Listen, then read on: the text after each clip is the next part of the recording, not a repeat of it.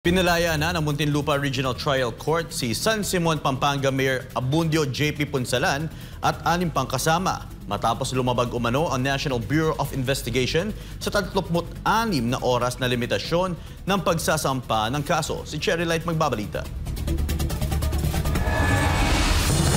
Setyembre 3, iniutos ng Muntinlupa RTC Branch 206 ang agarang pagpapalaya kay Mayor Abundio J.P. Punsalan at 6 na iba pa matapos katigan ang inihaing habeas corpus petition ng mga ito. Batay sa desisyon ng korte, lumampas ang itinakdang 36 na oras na charge filing period sa ilalim ng Article 125 ng Revised Penal Code dahilan upang ideklarang iligal ang patuloy nilang pagkukulong dahil walang kasong naisampa sa tamang oras. Matatandaan na aresto si Punsalan noong Agosto 5 sa isang entrapment operation ng NBI sa Clark 3 Port matapos ireklamo ng Real Steel Corporation kaugnay ng umano'y 80 milyong pisong extortion kapalit ng hindi pagbawi ng tax incentives. Kasama rin niyang naaresto si Ed Ryan Dokyang Dimla at ilang pang miyembro ng kanyang security group.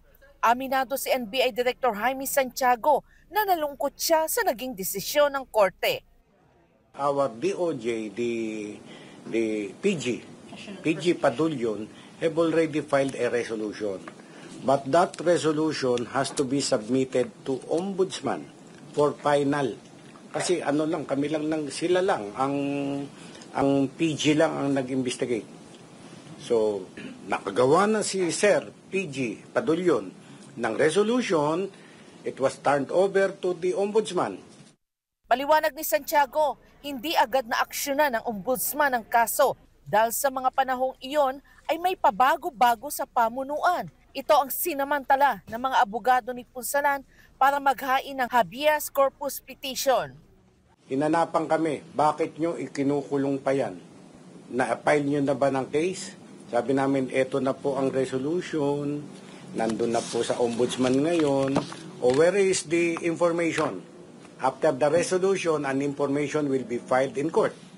Wala pang resolution. Sa desisyon ng RTC, labag sa batas ang patuloy na pagkakakulong ni Punsalan at ng kanyang mga kasamahan, kaya't iniutos ang pagpapalaya. Dahil dito, hindi na rin kinakailangang magpiyansa ang mga nakulong matapos paboran ng korte ang habeas corpus petition na inihain ng kampo ni Punsalan laban sa NBI. Ngunit iginiit ni Santiago na kahit nakalaya na, nananatili pa rin ang mga kasong kriminal laban sa kanila.